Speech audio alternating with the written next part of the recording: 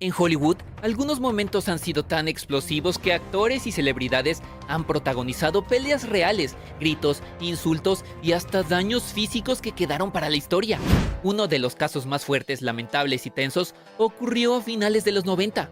Jamie Foxx aún era visto como un comediante televisivo que intentaba hacerse un nombre como actor serio. Su oportunidad soñada llegó con el rodaje de Un Domingo Cualquiera, bajo la dirección del exigente Oliver Stone. Pero Fox no pudo soltar el personaje gracioso, ya que se la pasaba lanzando chistes y comentarios sarcásticos, especialmente dirigidos a LL Cool J, quien también debutaba en un rol dramático. Lo que empezó como bromas entre colegas rápidamente se convirtió en un campo minado. El actor ya no se reía y estaba acumulando una rabia silenciosa que eventualmente iba a estallar. En una escena intensa que requería fricción física, Jamie Foxx le soltó un puñetazo real, pero lo que vino después fue brutal. El actor lo miró con una furia fría y con la rabia acumulada le dijo lo siguiente: "Por todo lo que amo, no hay nada que puedas hacer para detener lo que te va a pasar". Ahora sí te voy a pegar. Acto seguido, lo tumbó de un solo golpe. La pelea se desató con tal violencia que paralizó por completo al equipo de producción. Según varios testigos y rumores, tuvieron que llamar a la policía de Miami para detener la situación. El saldo fue dramático. Fox terminó noqueado en el hospital con la lengua partida y tuvieron que ponerle 16 puntos de sutura. Ambos actores fueron obligados a calmar las aguas para poder completar el rodaje, aunque la tensión nunca se disolvió del todo. La verdad es que apenas pueden mirarse sin recordar aquella paliza cinematográfica. La pelea fue tan brutal que es recordada como uno de los conflictos más notorios en los sets de Hollywood.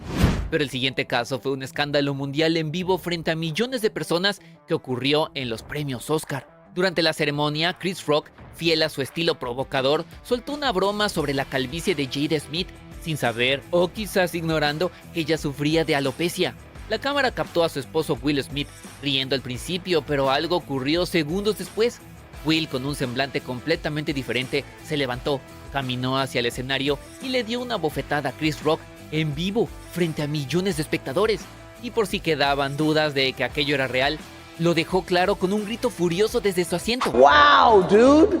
Yeah. It was a G.I. Jane joke. Keep my wife's name out your mouth. I'm going to, okay? Las consecuencias no tardaron en llegar. La academia vetó a Will Smith por 10 años de cualquier evento oficial. Su imagen, que durante décadas fue sinónimo de carisma y profesionalismo, quedó manchada. Aunque pidió disculpas públicas y dio entrevistas intentando explicar su reacción, la reputación de Will Smith nunca volvió a ser la misma. El episodio de Will Smith en los premios mostró cómo un instante de impulso puede destruir años de trabajo y reputación en segundos. Pero si hablamos de tensiones y rivalidades que han marcado el mundo del espectáculo, pocas son intensas y legendarias como la de Jean-Claude Van Damme y Steven Seagal, dos íconos del cine de acción, con estilos y personalidades opuestas que han generado debates y pasiones entre los fans. Lo que ocurrió entre Van Damme y Seagal se salió completamente de control, principalmente por las burlas y comentarios despectivos que Seagal hizo sobre el actor, poniendo en duda su historial y títulos como artista marcial. En una entrevista en 1991 en el programa de Arsenio Hall, Seagal sugirió que Van Damme no había sido campeón en artes marciales, lo que molestó demasiado a la leyenda de Hollywood. Do you know Van Damme? No. You've heard of him. Let's start with him, Steven. What do you think of his work? As a martial artist first. Well, I mean, because like you guys go back to the martial arts world before you were movie stars, right? I mean, he was like a champion somewhere, and right? I mean, you... Well, I mean, I just promised all my mentors that I was going to be a good boy. I think that that's a matter of opinion, that he was a champion anywhere. You know? Esta tensión culminó en 1997, durante una fiesta en la casa de Sylvester Stallone en Miami, donde Van Damme, cansado de las provocaciones y menosprecios, retó a Seagal a pelear afuera para demostrar quién era mejor. Sin embargo, Seagal, con una sonrisa nerviosa, evitó la pelea, poniendo excusas y negándose a salir del jardín. Pero este encuentro no terminó allí. Van Damme incluso lo siguió hasta un club nocturno para volver a retarlo. ¡Madre de Dios! ¿Qué? ¡Chica, what! Pero Seagal volvió a negarse. La tensión escaló a tal punto que incluso Sylvester Stallone llegó a comentar que Steven Seagal no hubiese tenido ninguna oportunidad ante Van Damme si se hubiese dado la pelea en ese momento. Con los años, Jean-Claude Van Damme y Steven Seagal parecen haber dejado atrás sus diferencias, incluso llegando a compartir momentos juntos. Sin embargo, no todos han logrado arreglar sus diferencias, y un claro ejemplo son Vin Diesel y Dwayne Johnson, cuya rivalidad pública continúa siendo intensa y por ahora sin señales de que se vaya a resolver. En una franquicia que vende la idea de familia por encima de todo, la verdadera guerra ocurrió detrás de cámaras. La tensión entre Vin Diesel y Dwayne Johnson llegó a su punto máximo cuando todo estalló durante el rodaje de Rápido y Furioso 8. Dwayne, acostumbrado a un ritmo de trabajo militar y una ética inquebrantable, ya no podía tolerar ciertas actitudes en el set, y lo dejó claro en un explosivo mensaje publicado en redes sociales, donde calificó a algunos de sus compañeros como cobardes y no profesionales. No dio nombres, pero no hizo falta que lo hiciese. La industria entera supo de inmediato que se refería a Vin Diesel. Detrás del conflicto había algo más profundo. Vin Diesel no solo era el protagonista, también era productor, y según los rumores usaba esa doble posición para imponer su voluntad, llegando tarde, exigiendo cambios y retrasando el rodaje. Para alguien como Dwayne, eso era inaceptable. La tensión escaló tanto que se negaron a compartir escenas en los últimos días de grabación. El equipo tuvo que modificar horarios, cambiar planes y separar egos como si fuesen químicos explosivos. En entrevistas posteriores, ambos lanzaron indirectas, frases medidas, pero con filo. Se notaba que la relación estaba completamente rota entre ambas estrellas. El resultado, Dwayne Johnson decidió no regresar para Rápido y Furioso 9 y en su lugar lanzó su propio spin-off con Jason Statham. Vin Diesel, por su parte, trató de restarle importancia al conflicto hablando de amor fraternal y presión actoral, pero la audiencia no compró esa versión.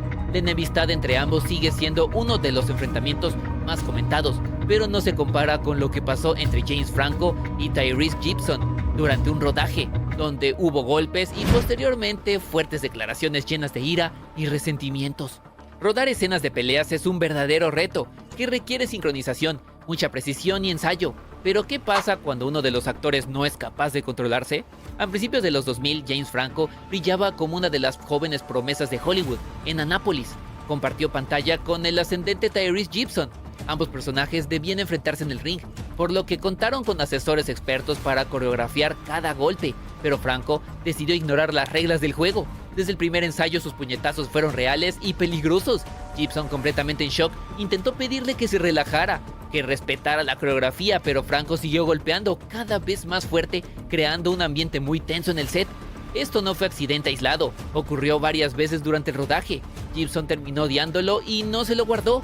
En entrevistas llegó a decir que deseaba volarle la cara a su compañero. Franco, por su parte, explicó años después que por aquel entonces era muy intenso con su actuación de método y que no sabía cómo desconectarse de sus personajes. También admitió que intentó disculparse una vez terminada la filmación, pero Tyrese no quiso saber nada y no volvieron a cruzarse.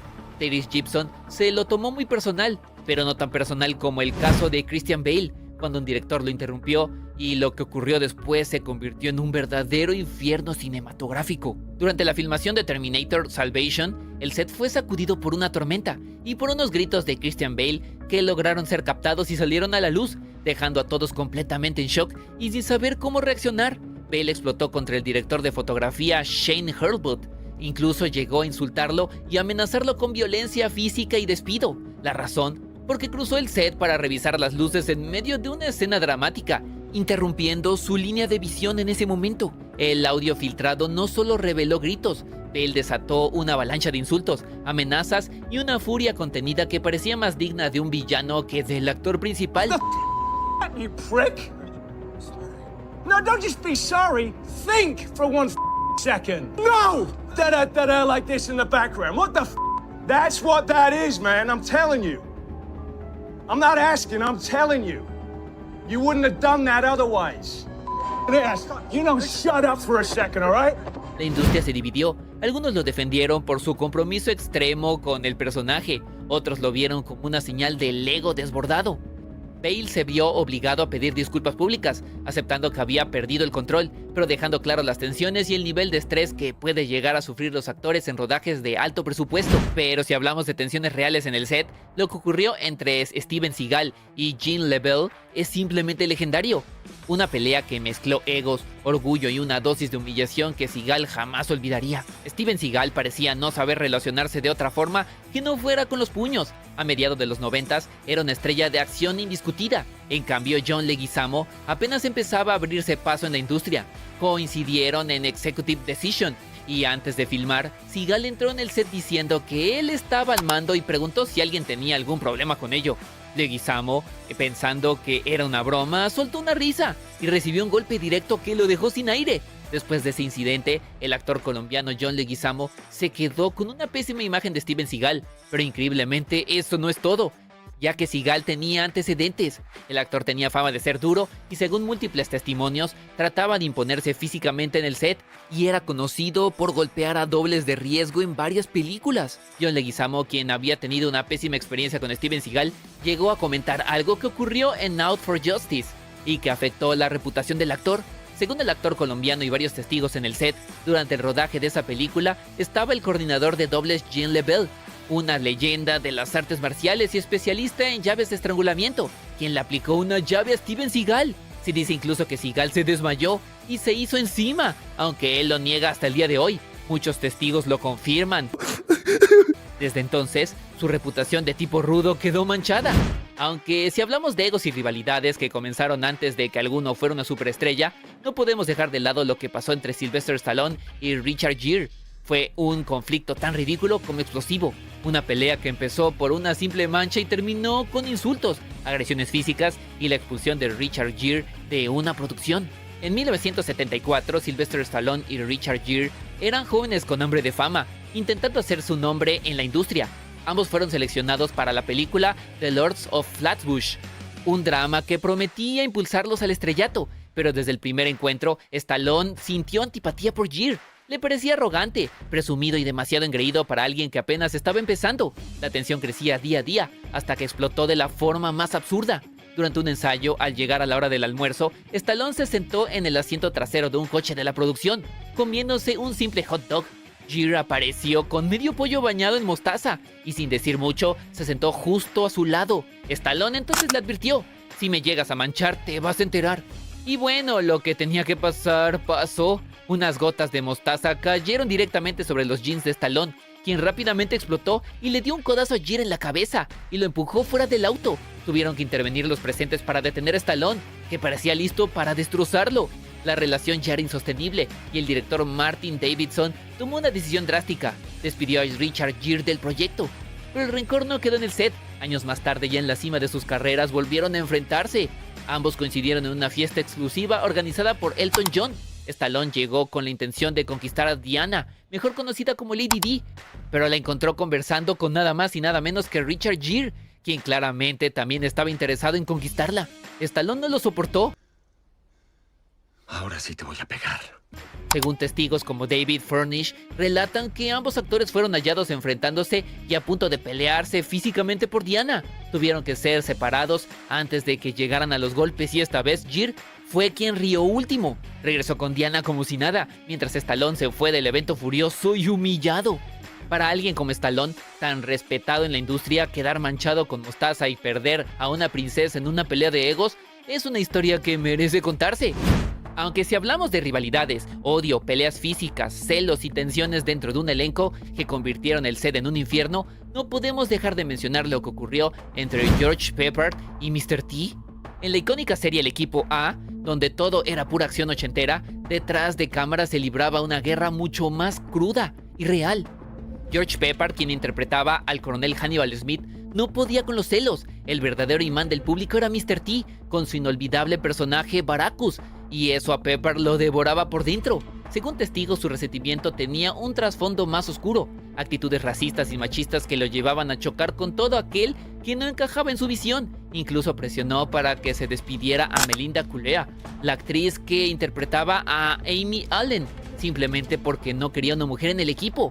Pepper tenía una carrera más larga y prestigiosa que sus compañeros, lo que lo llevó a considerarse la verdadera estrella del grupo. Esta actitud generó constantes tensiones, especialmente con Mr. T. El ambiente se volvió irrespirable. Los problemas de ego y la falta de comunicación entre los protagonistas fueron erosionando la dinámica del grupo. El conflicto escaló a tal punto que, según varios rumores y testigos, George Peppard y Mr. T habrían llegado a enfrentamientos físicos durante el rodaje de la serie.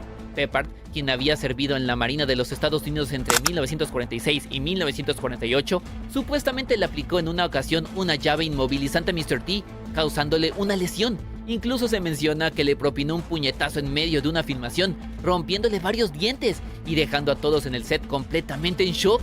La relación entre el grupo y George Peppard siempre fue muy mala. Nadie en el set lo llamó ni lo buscó cuando terminó la producción, ya que decían que era insoportable.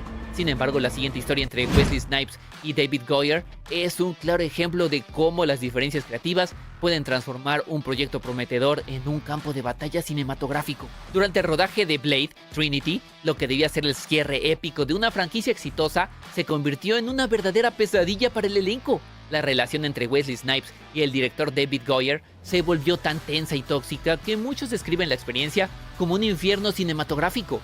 Wesley, frustrado con el rumbo creativo que estaba tomando la película, empezó a comportarse como una diva de proporciones legendarias. Se aisló del resto del elenco, se negaba a salir de su camerino y, lo más insólito, solo se comunicaba con Goyer mediante notas escritas que firmaba como Blade. Sí, como si el personaje se hubiera apoderado de él. Pero lo peor aún estaba por venir. En medio de ese ambiente ya enrarecido, ocurrió lo impensable. Snipes presuntamente intentó ahorcar al director durante una acalorada discusión en el set. Sí, ahorcar. El equipo técnico quedó horrorizado y desde ese momento el rodaje se volvió una auténtica pesadilla. Cabe destacar que Patton Oswalt y otros han relatado el supuesto intento de estrangulamiento y Goyer nunca lo ha desmentido, pero Snipes lo ha negado categóricamente. Los miembros de la producción afirmaron que Snipes era impredecible, explosivo y que su comportamiento bordeaba lo incontrolable. La película logró completarse, pero el daño ya estaba hecho. El escándalo no solo destruyó la relación entre el actor y el director, sino que marcó el principio del fin para la franquicia de Blade, que perdió credibilidad entre los estudios.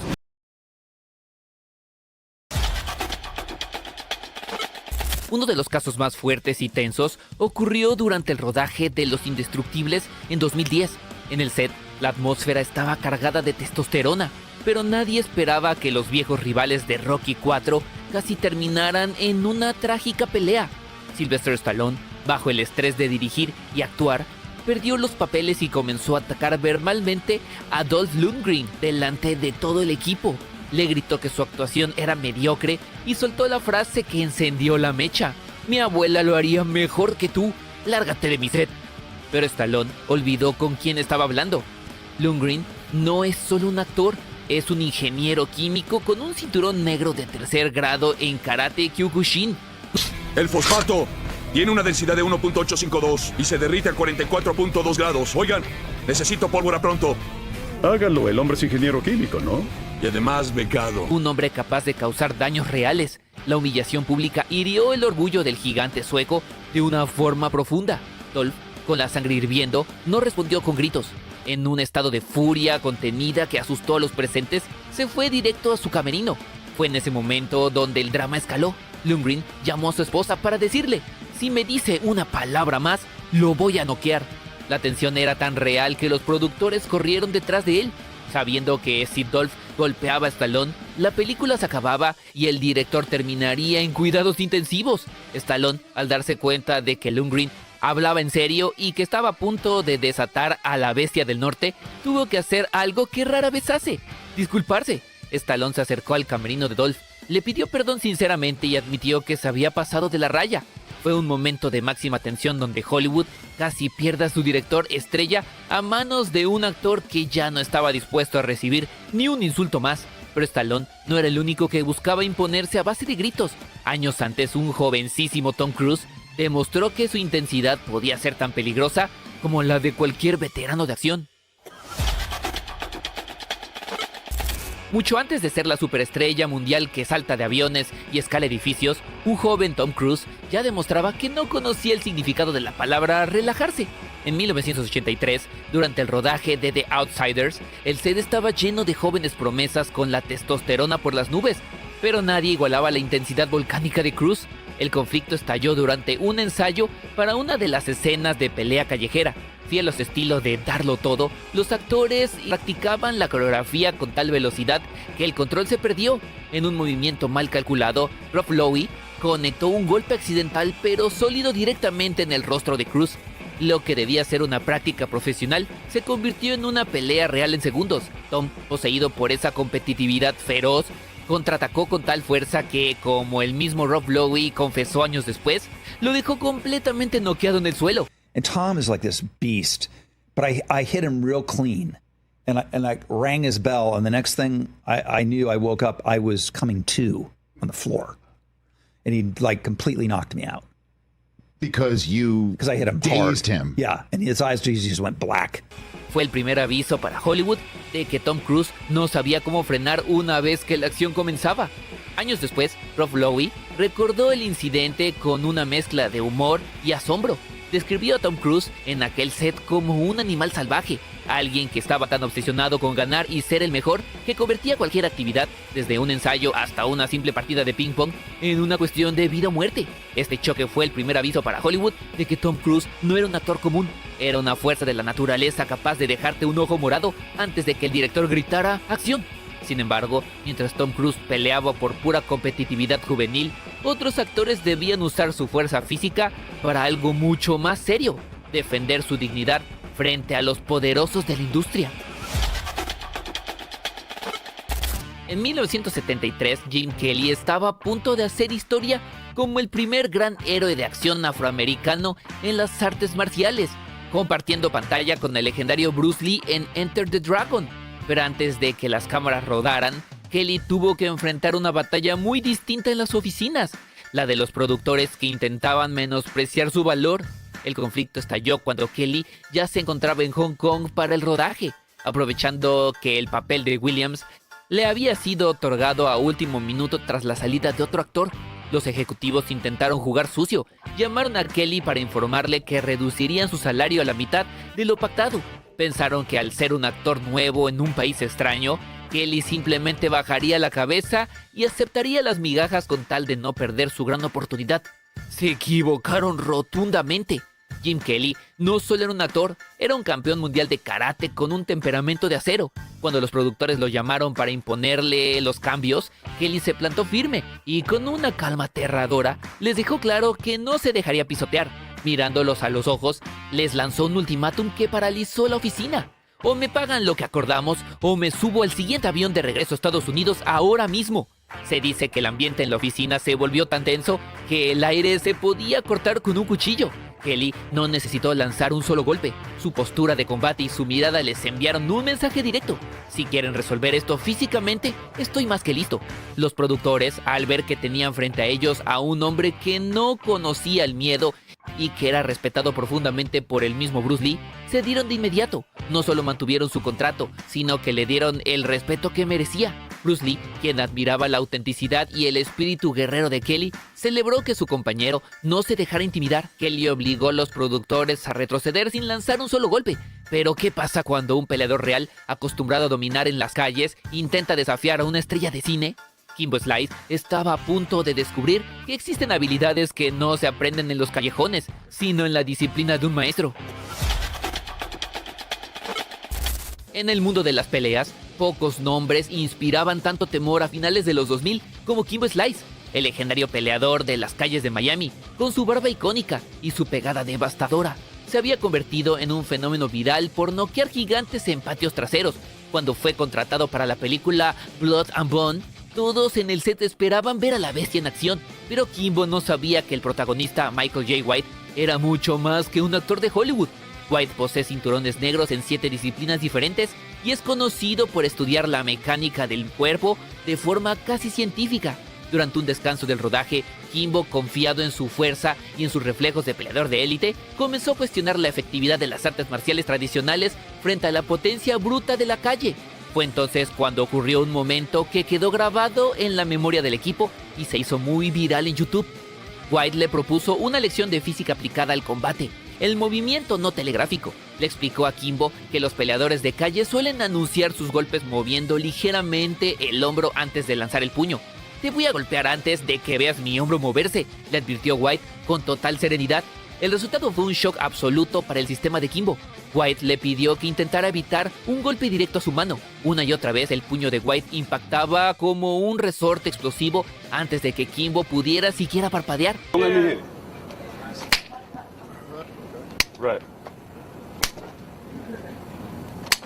El rey de las calles, un hombre que vivía de sus reflejos, no podía ver cuándo salía el brazo del actor porque el hombro de White permanecía inmóvil. Fue en ese instante donde quedó claro quién dominaba el espacio. White no solo era rápido, demostró que gracias a su superioridad técnica y sus conocimientos científicos de la anatomía, podía haber noqueado a Kimbo en cualquier momento si así lo hubiese deseado. Tenía el control absoluto de la distancia y el tiempo, dejando a la fuerza bruta de Slice totalmente indefensa ante una precisión que no podía calcular. No puedo verlo venir. Simplemente no puedo, confesó Kimbo frente a las cámaras del detrás de escenas, con una mezcla de frustración y asombro. No hubo sangre, pero hubo una lección de humildad. White le dio una lección que Kimbo Slice llevó consigo hasta el final de sus días. En un combate real, la velocidad que no puedes ver es mucho más peligrosa que los músculos que sí puedes ver. Pero si de peligros inesperados hablamos, pocos casos son tan sorprendentes como ver a un actor de método, mucho más pequeño, noquear a uno de los hombres más rudos de la actualidad. El rodaje de Lawless no necesitaba efectos especiales para crear tensión. El ambiente ya era una zona de guerra gracias a sus protagonistas. Tom Hardy, conocido por su físico imponente, tenía la costumbre de molestar constantemente a Shia LaBeouf con bromas pesadas de hermano mayor. Pero LaBeouf, un actor de método extremadamente volátil que estaba consumiendo alcohol real para meterse en su papel, no estaba dispuesto a tolerar ni una burla más. Un día, tras una provocación de Hardy cerca de las escaleras, los cables de Shia se cruzaron. Sin previo aviso, el pequeño Shia se lanzó contra el gigante. El impacto fue tan sorpresivo que LaBeouf logró conectar un golpe que hizo que Hardy perdiera el equilibrio, haciéndolo caer por un tramo de escaleras y dejándolo aturdido en el suelo. El propio director, John Hillcoat, confesó que la pelea fue real y aterradora. Aunque Hardy hoy cuenta la historia entre risas, admitiendo que Shia lo noqueó por sorpresa, lo cierto es que ese día la jerarquía de Hollywood se invirtió. El depredador terminó siendo la presa ante un actor que estaba dispuesto a todo por defender su espacio.